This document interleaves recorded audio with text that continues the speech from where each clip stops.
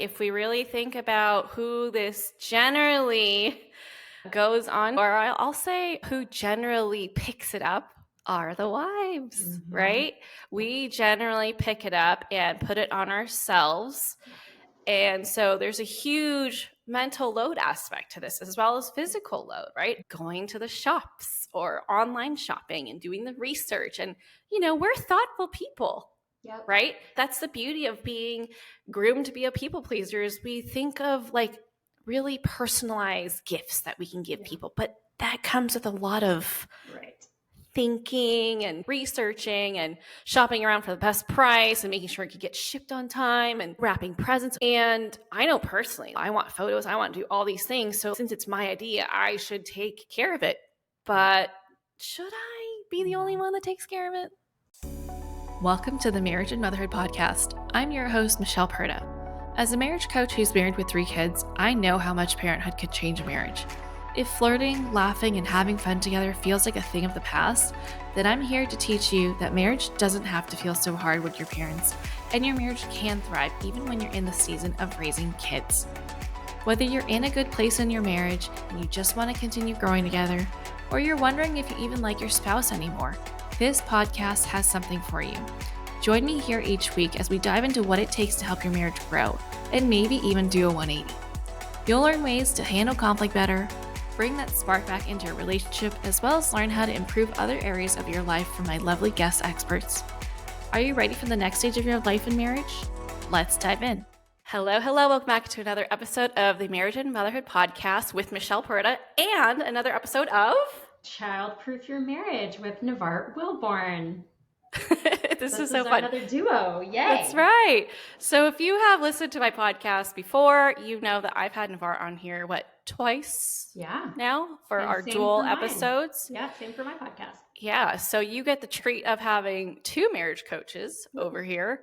And we're going to be tackling the topic of how the holidays affect your marriage and what you can do to holiday proof your marriage, just following your podcast name. Yes, I love it because, like we were talking off camera, the world doesn't stop during the holidays. It just gets busier, right? So you've got all the responsibilities that you already have as a mom, as a spouse, as a, employee or business owner or whatever it is that you've got. Then you've got to do all this stuff for the holidays. So what are the things, Michelle? What do we have on our plate in the holidays? Yeah, all of the things, right? As if we were just waiting for more stuff to use our time up with, right? Because we got so much free time. And it's hard because it's a happy time, right? For most people. It's very for sure. I love this time. We love the holidays, but it does come with a lot of extra things. It does. Okay, so let's kind of list off what we can think of here. So we've got the holidays. Okay, so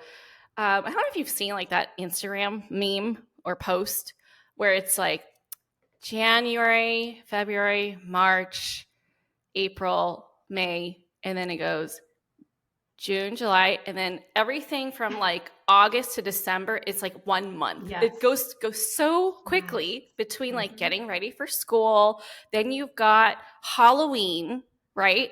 Then right after that, you've got Thanksgiving, and then you've got Christmas and New Year's Eve if you do something for that, right? Or, Hanukkah or whatever it is that you celebrate during the winter. Yep. And so we've got decorating. We've got gift giving, some that are anticipated, right? For our kids, our spouse, our family, some friends maybe. And then you've got that surprise stuff, right? It's like, oh, like you said off of the recording, your son has a white elephant with his choir group. So it's like, awesome. Now I got to go run off and get that before the deadline, right? Yep. I just got the email like 5 minutes before we got on. I'm like, okay, I need to work that into the weekend. I don't even know what that means. And it's like last week of school, right? Yep. It's like, awesome. Thanks. Yep. And then we've got the school parties. I'm personally a room mom for my 2nd grader. And then my preschooler has a school party as well.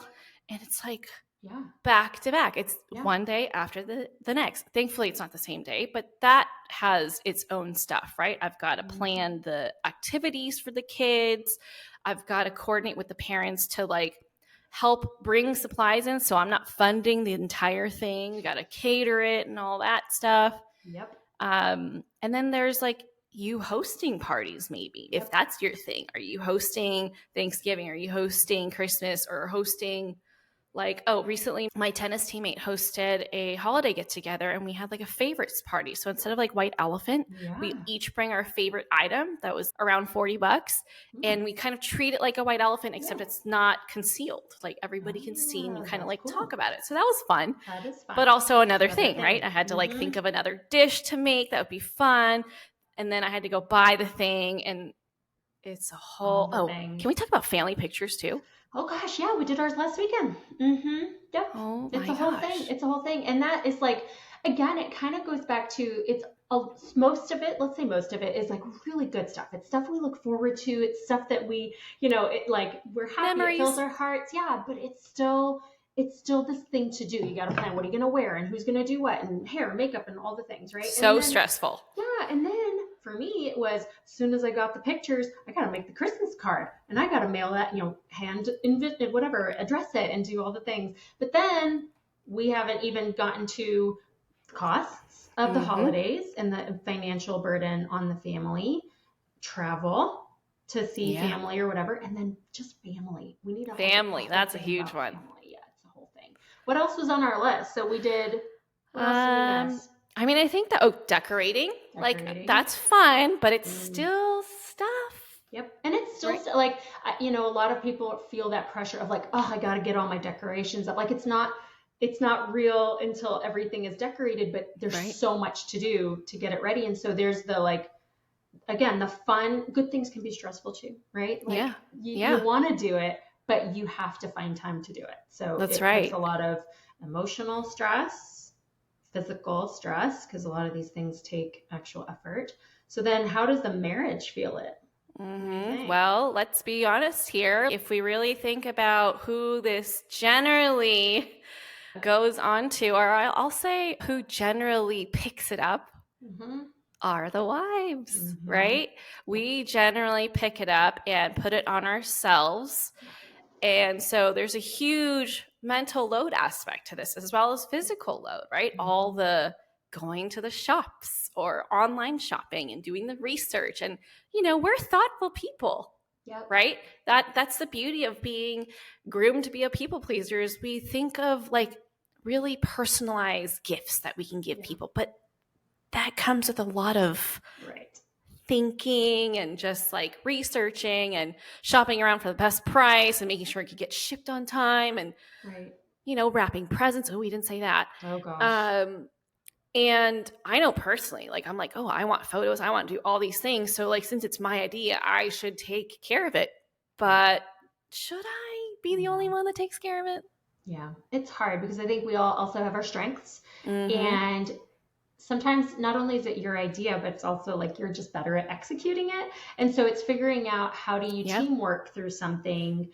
But also, like, for me, to your point, like if there's something that I really want to do, okay, maybe it's a, hey, hubby, here's what we do. You do this, I do this. But there's some stuff that if I'm very particular about it, well, then do I delegate it and be kind of bossy in how to delegate it? Or do I just take care of it myself? And that's a hard boundary, because I think there are a lot of things that we do need to just maybe manage our expectations about and say, okay, it may not be exactly the way I want it to be, but I cannot do this by myself. So I'm going to have to delegate. And some of that delegating is to children or a spouse or other family members that might offer to help. But I know I am not the best at asking for help. There's a pride thing or just a guilt thing that's there. And I want to be involved in all the school stuff. I want to volunteer for all the things, and it's important to me, but I still have a job and I still have all these other things I need to do. And so I think it's just, in part, it's try to have a good mindset. Like, this is once a year we get to do all of these things. So just rock through it, enjoy it, but also it's okay if it's not all perfect. Yeah. And I think as I get older, I start being more aware of my capacity and bring my standards lower. Yeah. Right? Like, okay, realistic. We're not in the season of decorating the outside of our house, right? We're just not, especially since we moved to a new house. So we're not going to do that. We're still settling in. We've got young kids. People understand. Yep. And it's not like I'm the only house that doesn't have outside decorations. Also, like, hey, we don't have to say yes to everything. There are tons of events going on that I want to go to, but if I zoom out and I'm like, okay, how's it going to play out though? Are the kids going to lose their shit? You know, like, am I going to lose my shit because I'm like rushing people everywhere and like putting a lot of pressure to like be happy and joyful about it? Or is it better if we just do less and have downtime for like actual spontaneous quality time? Yeah. You know? That's a great point, because as you were saying that, I was imagining the different kinds of moms that we can be depending on intentionality, right? So, that's one of my favorite words, is being intentional. But I think you could be the mom who is really focused on how things need to look and how things need to go, that you lose track of the moment and being present and actually building, making the memories. You're very, you might be very focused on the outcome versus the process and the journey. Or you could be there's lots of moms you could be, but like just some of the ideas that are coming through my mind is like, you could be the mom that says, we're going to say no to that because this is more important. And I want to be present because I know myself, and I know that if I go all in on this, I will get so overwhelmed and so stressed that I will lose a piece of myself in that. Like I won't be fun mom. I will be stressed and anxious mom, right? And so if I know that I'm maybe not great at managing certain aspects of the stress, then maybe I need limits, maybe I need boundaries. And some of those boundaries are for me, and some of those boundaries are for my family, right? So, and we have a whole boundaries talk to get to, but I guess, how do you, like you and I, like you said, we're at a stage in our lives where we are a little bit more self-aware. We know what we're good at, we know what we're not, and we are working continuously on, it's okay to not be the perfect mom. But there are a lot of moms that don't know that about themselves. Like the pressure to achieve, to perform, to appear a certain way is so overwhelming that it takes the lead instead of the memory and the kind of the journey, being in the moment.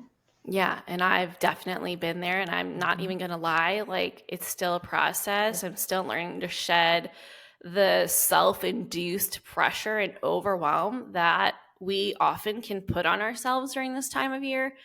And like, just, I don't know, last week we had the tennis holiday party, and my husband had to run errands, and so he got back a little later than I was hoping because I needed him to be at home so I could shower before the party, but I also had to make like this shrimp toast that I was bringing and just like be dressed and all that stuff. And I was like, oh my, I was starting to panic because like my thing is like being late. When I feel like I'm going to be late, I stress out like hardcore. And he was like, what can I do? And I was like, I don't know what you can do. And I was just, and I was like, you know what? You can cut the bread and you can spread the shrimp while I go take a shower. That is totally something you can do. And if this happened a couple years ago, there's no way I could have said that. I would not have been able to let that go and delegate that out, right? I would have been like you said, where I'm like really nitpicky about how things are done because I am the cook in the house. He is not. So I would have been worried about, oh, is he going to put too much or cut the bread too thick or too thin, and so I think if you're in this stage where you're still feeling like, no, I can't let go, I have to do all these things or it's not going to go perfectly. I think a great exercise is to just notice like when you get those moments of anxious feelings, of overwhelm, where you feel like, oh my gosh, I'm about to like lose it. I need to go hide in a corner and cry, or I need to yell at someone. I think it's good to recognize that you're in that moment, because I think that's step one, right? Like, oh, I am having one of those moments right now, right? Like having an outer body experience. Yep. And just ask yourself, is this what I wanted for myself? Like, is this what I saw happening when I said yes to doing whatever it is? And if the answer is no, then what is the easiest way out of this?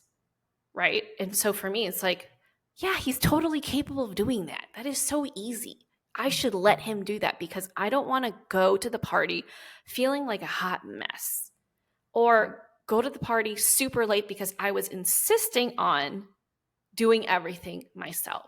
So I think the practice of learning to lean into partnership is so powerful for the relationship and for your own growth. And that kind of like leads into the whole mental load, physical load thing when it comes to life in general as a married couple and also during the holidays, right? Because yeah, we're like, oh, I got to buy all the gifts and I got to da. And we don't even think to like, bring them in to the process. right. What do you think? Yeah, absolutely. And I think that, this kind of goes along with stuff that you and I have talked about in the past, where the comparisons and the feeling overwhelmed and not stopping to figure out how we can manage that. Because what I'm thinking is it's different for every couple, right? So the way that you and your husband are partners might look different than how me and my husband are partners or someone else and their husband. So I think anyone listening to this, the message is, okay, your husband, listener, your husband may not be the kind of husband that can cut the bread and organize the shrimp, but what can they do? Like, what are some other strengths that they have or other ways that you guys can collaborate and really work together as a team? But I think our biggest challenge is taking the time to ask ourselves that question, because life is very fast paced and we are just autopiloting so much of our lives. And it's not until you stop. Sometimes you stop because you're intentionally thinking about it. You're listening to these two amazing coaches and you're like, oh, I should think about what they're saying. Or you stop because you've hit a breaking point and you're overwhelmed and you just break down. Our goal is to prevent that. And that's why you and I are so passionate, Michelle, about what we do, because our goal is to educate and help and support proactively, right? Like, people listening to this might be so far into, like, it's already December 13th and they're like, I'm already overwhelmed. And other people's overwhelm may kick in next week when a family member shows up to visit or the whole house is full. So being able to stop, it's the same way as like, hey, I've got to cook this meal. Let me make a list of all the ingredients I need to buy from the store. Great. Because without that list, you will forget to purchase an important item. So it's the same as planning ahead for emotional well-being or physical well-being. Is I'm about to go through this house full of people or travel or whatever. What do I need in order to survive, right? So yes, here's my list of tangible items I need to buy and wrap and do whatever. But emotionally, how do I make sure my husband and I are still connecting? How do I make sure my kids and I are still connecting? How do I make sure I take a break? How do I make sure I manage this family member that really stresses me out and I need to set some boundaries to walk away or whatever? And you and I can get into family, but taking the time to prepare on paper, it makes a big difference. I don't know. Is that No, it does. No, it does. And if you're not like a list person, that's totally fine. I think there's a lot of value to what she's saying, right? I think if you spend time reflecting on past years, right? Because you've done this. This is not your first rodeo. You know what you're up against, right? It's almost the same every year. And you know what you're going to run up against. And so just be cognizant of, okay, how can I be proactive? How do I want to experience this holiday season? And how have I experienced it in the past? And what would I change about it? Not change other people because you can't control them, right? But what would I change about how I go into something, say yes to something, say no to something, approach something, like what can you do to manage yourself so that you're not disappointed and you're not frustrated and you're not walking into this like trap that is there, like that's not going to be fun because you're just going to be like, I knew that was going to happen. And that doesn't feel good.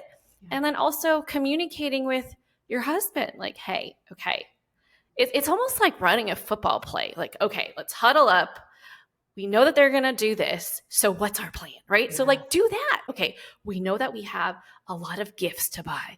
We know that we want to spend this amount of money per kid, or we know that we want to make sure we have a free day every weekend or, something, right? Or maybe out of the month, we have one free weekend and we don't book solid so that we feel like we can never get anything done and our house is just like disheveled looking, like more than usual, right? Talk about it. Because even though you feel like you're in charge of everything because you're the mom, right? There is value to what he notices. He observes a lot of things that maybe he doesn't share, right? Bring him in, leverage your strengths and work as a team. That's how you're going to get through this. Like, this is how you're going to holiday proof your marriage is talking about, bring up those concerns that you have, because he actually might not notice that you are like experiencing this like whole thing in your head, because all he sees is how you behave. And he's like, gosh, she is amazing. She can handle this year in, year out. And I don't notice anything wrong. So like, I don't need to offer to help because she's got this in the bag, because he feels so confident about your abilities. Meanwhile, you're like a duck, right? You look calm on the surface, but underneath the water, you're like panicking, right? So like, let him into your world. Yep. And let him know like, hey, this is actually an area of struggle for me, right? And I want to like, how can we make this less of a struggle? And he could be like, oh, I noticed this. Or, oh, here's an idea. I can, whatever. Yep. And it can even be the opposite. You might be totally the chicken with your head cut off running around and your husband's like, what is wrong with you? Why are That you would so be stressed me. out? And there are people, like, to our earlier point, like, you're so overwhelmed that you're snapping and you're short and you're, whatever, lacking patience. And no one's really pleasant and no one's enjoying you and you're not enjoying anyone. And so I think, if I imagine maybe a common response would be, why are you so stressed out? Why don't you just stop? We don't have to do all this and you can calm down. Like, just forget it. Just don't worry about it. You don't have to wrap it. Like your spouse might throw a solution at you that makes sense to them. Like, if you're so stressed, don't do it. And for us, we're like, what are you saying? Of course I'm going to perfectly wrap and decorate this thing and spend 17 minutes wrapping Run Present, right?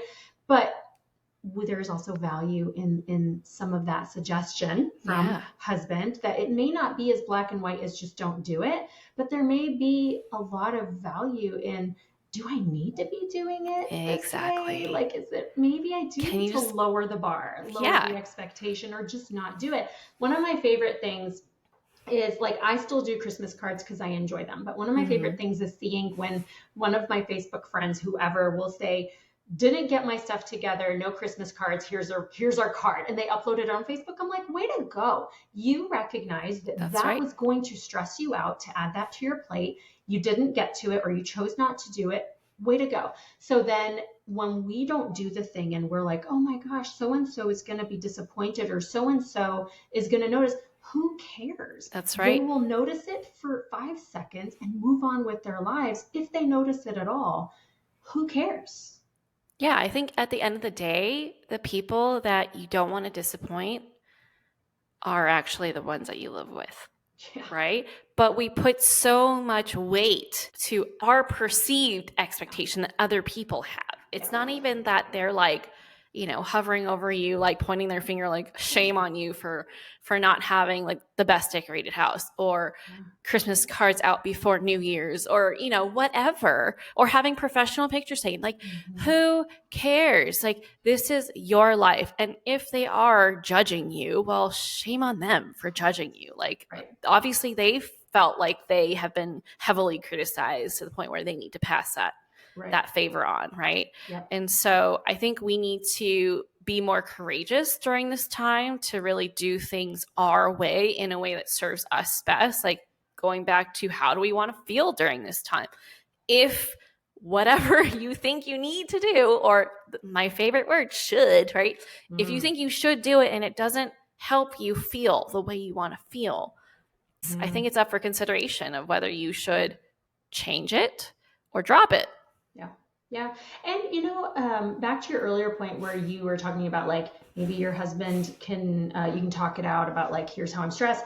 I think you can apply the same thing, and this might be a harder conversation, where you you do share, like, I'm overwhelmed because I'm putting a lot on myself. Like, and you may not realize you're doing that until this conversation where you realize the bar is really high. You have a lot of expectations of yourself, and that maybe you have been a little crazy. So maybe you do need to go to your husband and say, okay, I think I'm crazy. I think I'm taking it a little too far. Or this season matters so much to me. These things matter so much to me that I think sometimes I lose track of how worked up I get, or how anxious, or how kind of just busy I get. And I notice that I maybe haven't been spending time with you, or haven't been really the most pleasant person. And so I want to own that. And I want to say, I'm sorry, I'm going to work on it, but here's what would help me. If you and I could manage this together, or can I give you this thing off my plate?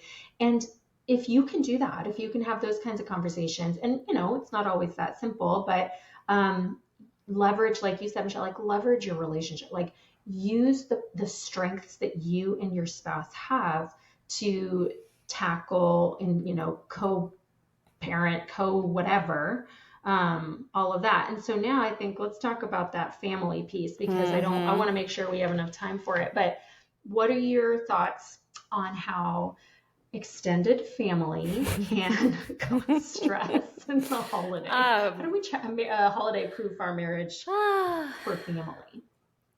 Lovely extended family. So before we dive into this, I just want to give a quick tip that I just thought of when it comes to staying intentional. A lot of times we are very quick to think about the things that we don't want, that we forget to spend time thinking about what we do want, right? So being intentional requires us to think about what we do want, what we're working towards. And so something quick that you can do is write out, 1 to 3 qualities that you want to focus on, and having your actions align with that. So let's say present is one. I think that's a big one, right? Mm-hmm. Let's say grateful and calm or joyful, whatever. Pick your words, right? Just write it on the mirror. Put it on a Post-it.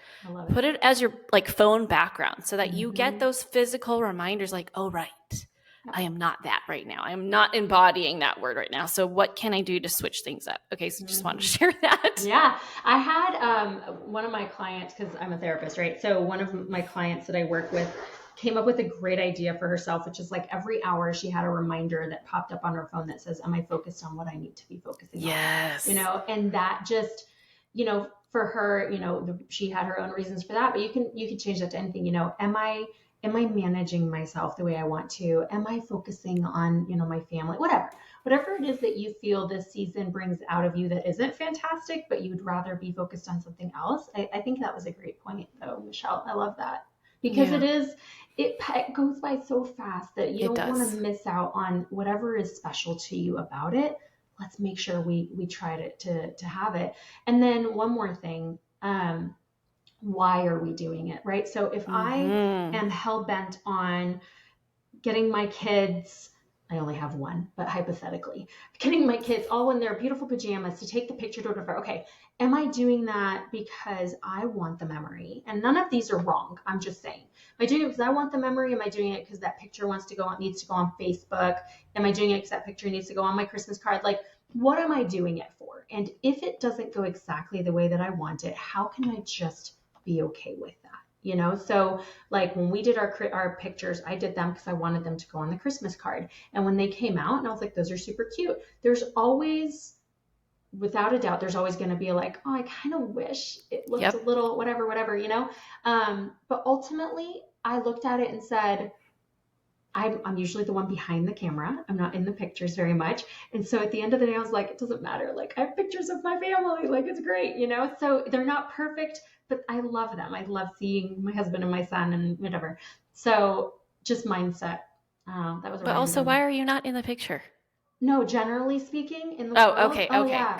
Got it. No, I was in those pictures, but when we're out and about in life, that makes I'm sense. the one that's taking pictures. Yes. So I saw a funny reel that was a lady taking all these funny selfie videos of herself, and it was just for my funeral, since no one takes pictures of me. I mean, that's kind of true, though. I know.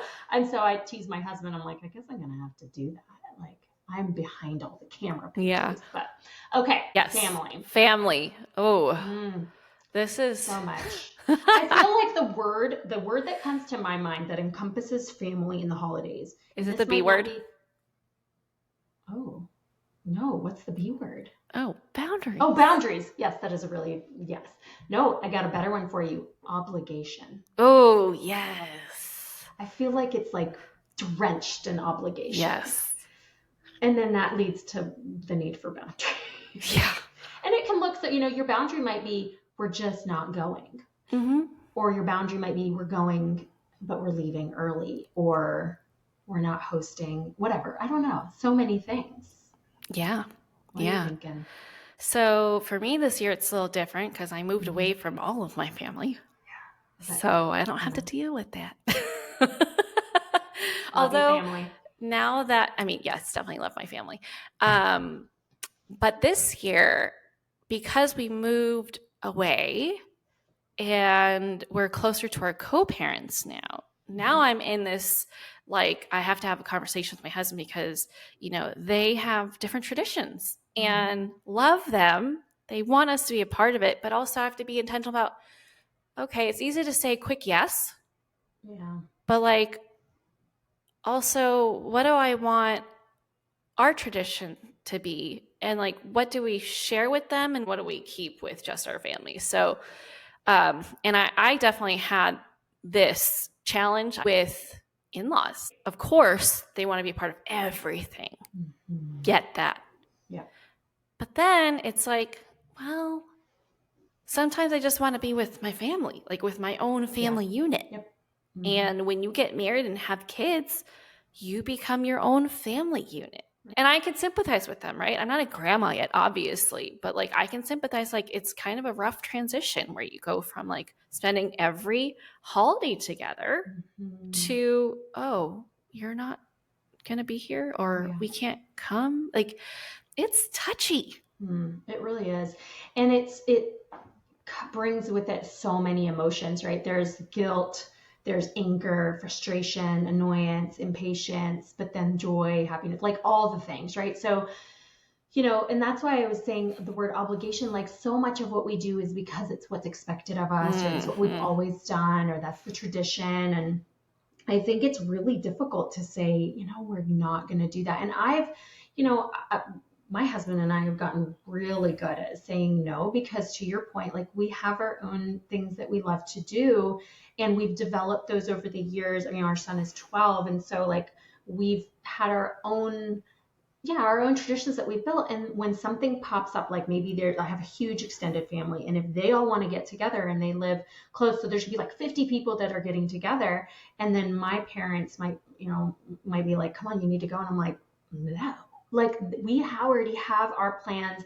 They may consist of sit at home and do nothing, but that's still a plan. Yeah, that is like you could be like, I'm washing my hair. Yeah. And that was hard at first. I felt very burdened by saying no and the guilt of all of that. And now, I don't know, maybe it's just we get older and we're more confident, but I'm like, no. They can plan to get together on a different day. That's insensitive. I have my own tradition on Christmas Eve or Christmas. And great. But everyone else it's that, but come on, we don't get to see, it would be nice to see them. But I know if I go, I'm going to be really like irritated about the fact that I chose to do this. And I love what you said, Michelle. You said the quick yes. That I feel like we can do a whole episode on how our lives get like controlled by the quick yes. Because sometimes we don't stop long enough to think about, is that really what I want to do? Yep. Either we just don't know how to say no, or we feel bad saying no, or whatever. It sounds good, but really when it comes down to it, we're like, God, why did I commit myself to that? But I feel like the holidays, I don't know. I get caught in this place of, okay, but maybe we should all just push through and do the things that would make other people happy. But then at the same time, I'm like, that doesn't sound very fun or fair. So how do you balance it? And I feel like, I don't know, recently I've been trying to really live by this rule where I would rather disappoint other people than myself. I like it. I know that sounds selfish, but I kind of love it. Right? Like, okay, yes, it sounds selfish only because of what we have been taught growing up, that we should care about what other people think. Yeah. Like, you saying no to something doesn't mean that you're a bitch, okay? Or that you're an asshole. You can still be like, I can't make it that day, but I would love to get together with you on a different day, right? You don't have to be like, oh, I'm not going to be your friend anymore. Or I'm not going to be close to you anymore. This means I don't love you or care about you. It's just a no right now. Like that doesn't make me feel good going to that. Or, I'm just too overwhelmed and I need downtime. Right. You can plan a different time for them. They don't even have to know why you're saying no. Like, no is a complete sentence, right? They can say, oh, we're going to miss you. I'm going to miss you too. How about we get together after the new year? I would love to see you. Mm-hmm. And I think the reality is that no matter how we live our lives, it's inevitable that we will disappoint someone, right? Oh, 100%. Yeah, we feel disappointed. Yes. And I think that's the difficulty. And that's why I love when you're saying, you'd rather disappoint other people than yourself, because the reality is other people disappoint us on a regular basis and we have to deal with that. We don't expect them to do everything for us. It'd be nice if they never disappointed us, right? That'd be amazing. That's not right. That's not how it goes. And they don't seem to agonize over saying no to us and disappointing us. So it's only fair and necessary. I think we want to teach our kids too. We lead by example, that it's okay to experience disappointment. It's okay to disappoint other people. We're not intentionally being mean. We're not trying to hurt other people, but life is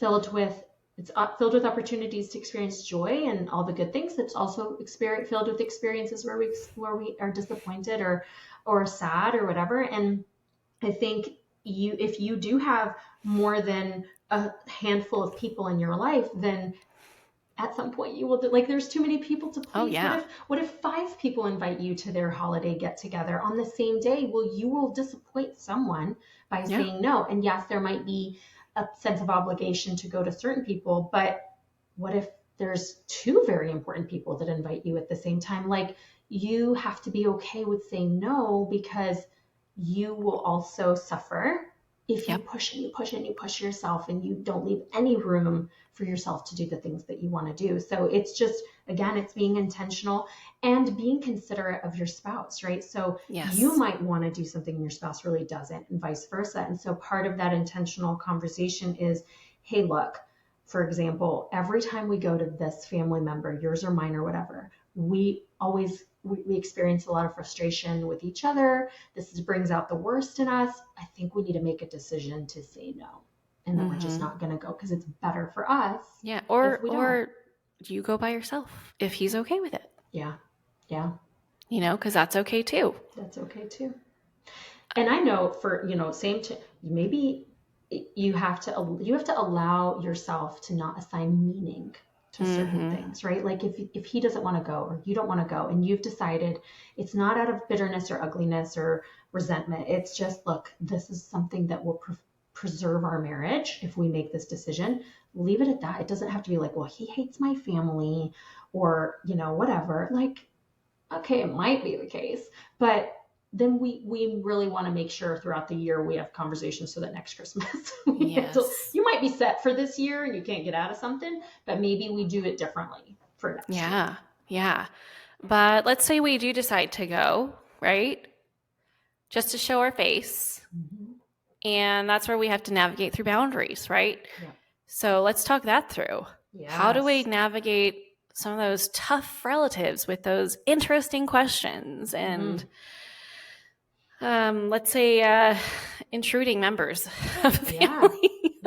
Yeah. And it's so specific to every person because all you can do is control how you show up, right? Mm-hmm. You can't control the inappropriate or annoying or whatever person that you have to deal with, but you have to ask yourself, and this is where sometimes you ask your spouse, like, okay, what do you notice about me when I'm in that space and I'm around, maybe like I have an issue with this family member, like, what do you see me do that maybe I need to work on?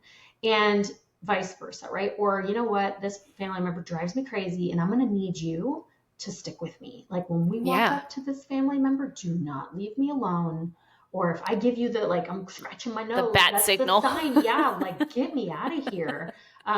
So I mean, I think so maybe the question is, what are your situations that you experience with certain family members that seem to cause negative emotion or negative behavior? Take some time to reflect on that. Talk it out with your spouse, or maybe your spouse can't be, maybe it's such a sensitive topic, you don't want to go to your spouse because it's about his mom or sister or whatever. Maybe you need to find a friend or a family member that you're close to and say, I'm going to need an accountability buddy. I really need to work on my face and my voice and my tone. Like, I need to figure out a way to have a better attitude. Yeah. You know? Yeah. Yeah. I mean, I think kind of like pumping yourself up beforehand is very, very valuable. Yeah. Right. Yeah. Like, whether it's like in the morning or like as you're walking up to the door, just be like, okay, my focus today is to just be cordial. Yes. If And things you know get what? a little too deep, I kind of bring it back to something lighter, or I say, oh, I gotta use the bathroom now, or Right. I'm gonna go get another glass of wine. Yeah, get yourself out of there. But you know, what I love is that we probably, for any of us who have experienced something like that, we probably have like past memories to draw from, right? So whatever my frustration is with this person, let me give some thought to what have they done or said to me in the past that was upsetting. Okay, so if I know that Aunt so-and-so or whatever says this, then if I anticipate it and I prepare myself for it, then I'm not upset or shocked. Or maybe I'll be upset, but I'm not shocked, right? So if I prepare for it, then I can get an answer or a plan ready in my mind for what to do when that happens. Yes. So I'm not vulnerable. I loved coming up with canned responses because you know it's going to come, right? Mm-hmm. You know it's going to come. Like, oh, are you going to give your child another sibling or, you know, whatever. Yeah. I don't know. They have all the wildest Ask questions. ChatGPT. Hop on ChatGPT and say, I'm preparing to go to this family event with a family member that stresses me out and always asks me this question. Give me 50 options for how to respond respectfully but playfully to this. And just see what ChatGPT gives you, because honestly, you may not have any ideas on what to do. And you might have such deep emotional like turmoil related to a specific person in your family that you cannot come up with an option. And so you may need to talk to your friend, therapist, parent, ChatGPT, I don't know, for some creative ideas. But I don't know, with boundaries, Michelle, like the word boundaries, you and I have obviously had our episodes. If y'all haven't heard our episode about boundaries, you should. Go listen. I know, but it starts with us. What do we know we need to work on? What's our problem? Is there anything we can do to fix it? And if not, what do I put in place to protect myself from it? Yeah. And it does get easier. Mm-hmm. Okay. I know that if you are fresh to setting boundaries and you have basically just like kind of bent to everybody's desires and wills, it's going to feel like, oh gosh, I'm so mean for doing this. Yeah. I want you to take a look at other people and what they do. You'd be like, oh, that's fine. Yeah. Oh, wait, they just set a boundary with me. Do I think poorly of them? No. I actually think it's pretty damn cool. Yeah. Right? And so just do your baby steps if you need, right? It can start from getting yourself out of that situation. That's a boundary. That's a physical boundary. To, I'm not comfortable talking about that right now. Or keeping it surface level. Like, yeah, my husband and I are talking about that. We're deciding. Yep. I love it. That's an answer. It is an answer. You know, sometimes we need to just, you know, sit, even ask your spouse, ask your kids, like, what was your favorite part of last year, Christmas last year? And if their memory is that you had them take pictures with the perfect matching outfits and did all that, then I'll be surprised. Their favorite memory is probably making cookies, or, you know, opening presents, or, you know, watching ice skating. Yeah, like board games. You know, those things, I think it's also stuff that we want to try to pass forward to our kids, because we don't want to we don't want our kids to remember. Like, I guess I try to ask myself, like, what do I want my kiddo to remember about this? You know, how do I Mm-hmm. hope he walks away from this? And granted, little kids won't remember last year very well, but at the end of the day, you know, yes, we do some things for ourselves. Like, we want to have those memories, and that's perfectly Right. fine. But are the things that we are putting on our plate the right things? Yeah. And I love that you brought that up because I like to do this whenever we go on vacation, Mhm. right? I always ask everybody, what's one thing that you feel like you have to do to make the trip feel like it was an epic trip? Yeah. And then we kind of just like pull those together and make sure we do those things, and anything else is like a bonus, but like we are going to prioritize doing those things. And so just asking your whole family over dinner or lunch or breakfast, like, hey, you know, break is coming up. What's something you really want to make sure we do? Mhm. Oh, I want to play Candyland, or I want to go ice skating, or I want to go to, you know, the winter festival or whatever. Yeah. Cool. Let's Mhm. add it to the list, right? And I think that's a really intentional way to go about it while also including yourself as Mhm. one of the people giving responses. And that way, you know, like it feels good. Like, okay, we get to check that off the list. Like that is the kind of list that we want to follow, right? Mhm. Not that made up stuff from like Instagram telling us what we need to do to be a good mom or to Mhm. like, you know, make these awesome memories with our kids. It's like, you know what? They're going to prefer you being the best version of you over doing all those things if it means you being crazy Yeah. and burned out and pissed off all the time. Right. So, And I yeah. love what you said earlier about like maybe a goal should be that we have one free day. Like, Yeah. as we've gotten older, as our son's gotten older, like we value the days where we don't have anywhere to go, anything Mhm. to do. Like that means so much to us. And so just making sure that that downtime is there. You know, you worked hard on those decorations, stay home and enjoy them.